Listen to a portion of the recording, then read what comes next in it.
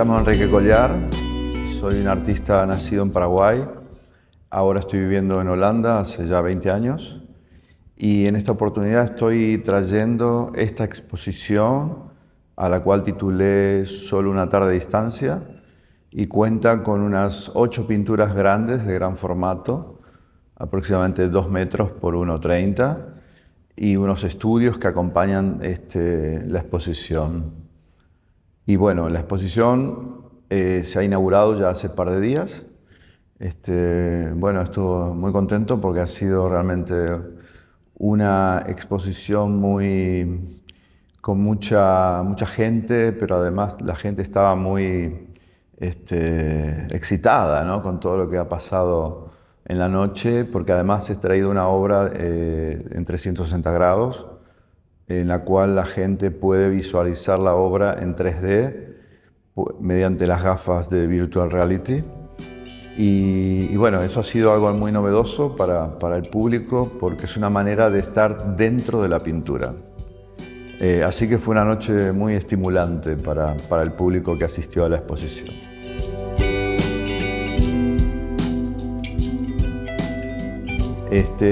Bueno, yo nací en Itaguazú, que es una compañía que está, digamos, en las afueras de Itauguá ciudad. Y bueno, allí me crié hasta los 6 años en guaraní. Mi madre lengua es el guaraní. Y ya para el año 71 mi madre emigró a Buenos Aires, como mucha gente, muchos paraguayos que tuvieron que irse a Buenos Aires. Y a partir de allí, pasé del guaraní al castellano, por eso mi acento a veces en castellano es bastante porteño. Soy porteño de cierta manera. Y bueno, en Buenos Aires hice todos mis estudios, hice un estudio de diseño gráfico en un colegio nocturno de la capital federal. Y luego ya me di cuenta que lo mío era Bellas Artes, por lo tanto ingresé a la Manuel Belgrano, que es una escuela tradicional argentina de las Bellas Artes. Y bueno, allí hice 4 años, teniendo los talleres de dibujo, pintura, escultura, grabado. Y esa formación global de los talleres académicos han sido, digamos, lo fundamental para poder, en un momento determinado, decidir que quería pintar el Paraguay. Así que termino Bellas Artes y empecé a pintar el Paraguay y para retomar esos primeros 6 años de vida en Itaguazú.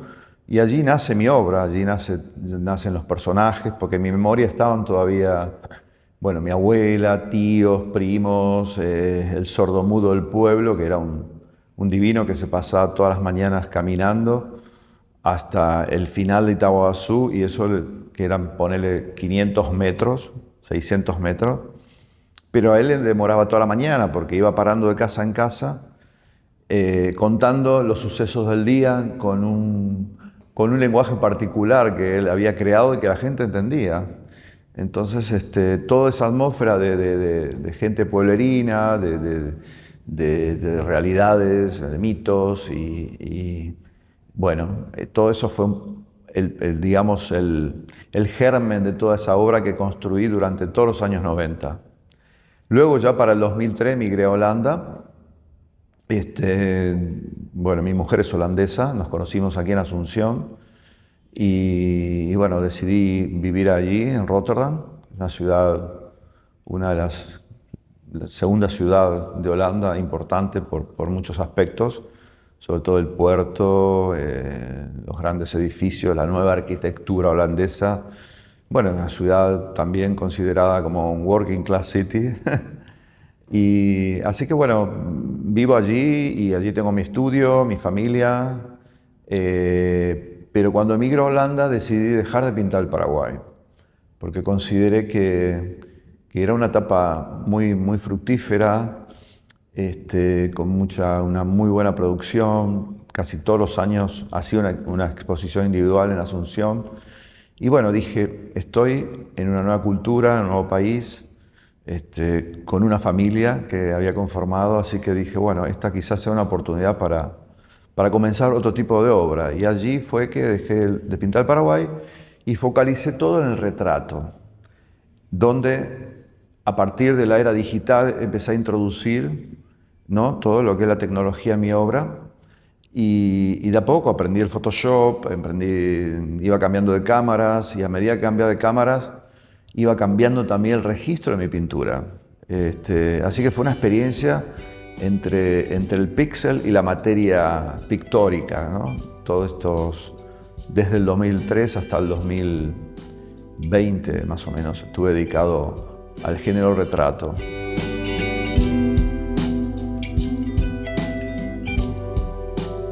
Yo realmente considero que toda la obra paraguaya que gestada en los años 90 y parte del 2000, está inspirada básicamente en el modernismo, en todos los pintores como Gauguin, Paul Gauguin, Vincent van Gogh, los latinoamericanos como Diego Rivera, como Antonio Berni, pintor argentino. Y bueno, en esa búsqueda de encontrar una identidad a mi obra, yo creo que el posmodernismo me ha ayudado mucho en esto de las mezclas y las mixturas culturales. Y me considero un artista más bien sumatorio, yo voy sumando experiencias. Así que bueno, tal es así que llegado ya finales de los 90, decidí hacer cine. Y nuestro país en ese momento no se producía cine local, 100% local. Y bueno, me animé así, digamos, como pintor a hacer cine. Pero sucede que, claro, no había nada en el 2000 para generar una película entre nosotros. Nadie tenía experiencia, yo tampoco. Entonces me llevó 2 años prácticamente producir el primer largometraje digital del Paraguay, que se llamó Mírame, no me toqué, una película hecha con muy bajo presupuesto, una película que viene a abrir un poco la canilla del cine paraguayo, porque hasta ese momento yo solo escuchaba como abortos del cine nacional, gente que venía intentando hacer cine pero no se terminaba y siempre pasaba algo. Y yo venía del arte, yo no venía ni de la televisión ni de la publicidad, por lo tanto tenía otra mirada. Y logré construir una película urbana, un guión que yo había escrito. Empecé a escribirla en Nueva York, luego ya acá en Asunción retoqué todo el guión y fui transformándola hasta encontrar una 10ª versión en la cual fue la que utilicé para la producción, ¿no? Y la película arrancó en el 2000, se terminó de filmar en el 2002 y recién se pudo estrenar en el 2003. Así que fueron casi en un proceso de 3 años de producción, ¿no? Y bueno, a partir de esa película, que fue estrenada en distintos festivales internacionales, pude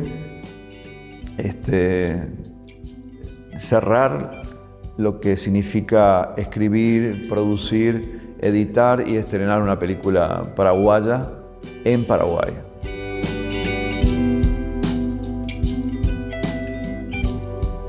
Bueno, en primer lugar, lo que quisiera aclarar es que yo no me considero un pintor hiperrealista, ¿no? Porque considero que el hiperrealismo es un nicho dentro del arte, es solamente una parcela de lo que es el universo del arte. Y además considero que el hiperrealismo existió siempre, porque yo tomo una obra de los flamencos del siglo XVII europeo, y bueno, son súper hiperrealistas. Entonces, pero el hiperrealismo se lo ve más como yo lo veo, o sea, históricamente está más ligado a la pintura norteamericana, y yo no tengo absolutamente nada que ver con la pintura norteamericana.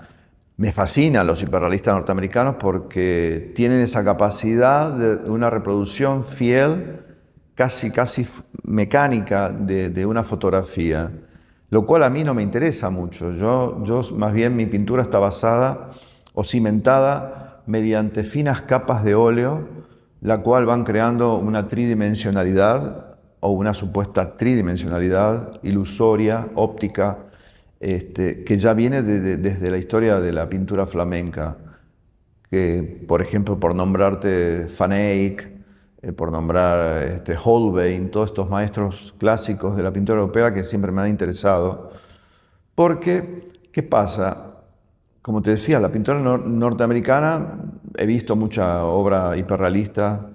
Es como que vos tocas un poco la tela y aparece el blanco de la tela inmediatamente. Yo trabajo con un poco de materia y al trabajar finas capas de óleo van creando distintas matices y bueno, por eso no me considero hiperrealista.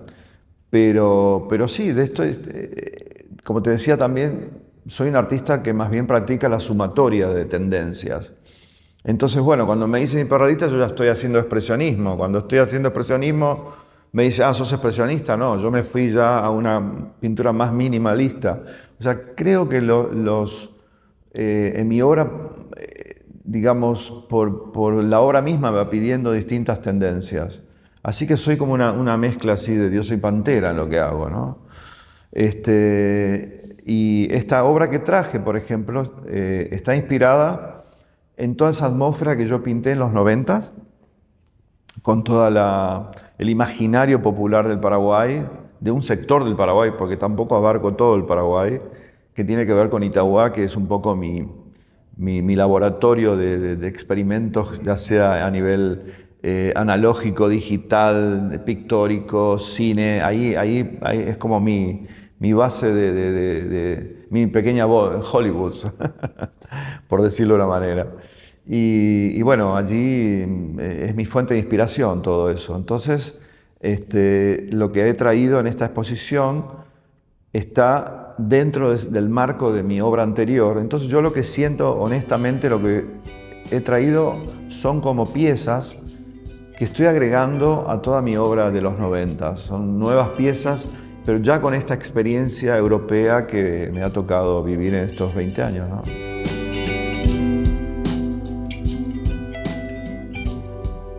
Yo creo que son muchos factores que hacen que un artista pueda ir creando un trayecto en el tiempo, ¿no? No, la formación me parece una de las claves. La formación, pero no tanto formación académica, sino una formación más global en cuanto a qué está pasando con el realismo, qué está pasando con la fotografía, qué está pasando con el cine, qué está pasando con el arte contemporáneo o qué ha pasado con el arte clásico. Para mí, la historia del arte es fundamental el conocimiento de la historia del arte porque ahí descubrís quién sos y dónde estás parado. Más bien dónde estás parado, pero el quién sos es algo muy personal, ¿no? Pero poder entender qué ha sucedido con la forma, el espacio, la composición, la luz, todos los componentes que arman que una obra visual tenga una cierta relevancia. Y allí me parece que está la clave para el entendimiento hacia dónde un artista quiere apuntar, ¿no? Entonces creo que la formación global es lo que más importa en estos momentos para cualquier disciplina artística, ya que estamos en un momento donde todo pareciera visual, ¿no? Entonces, no solamente pintura, sino entender sobre cine, sobre literatura. Creo que ahí está la clave para cualquier artista, ¿no?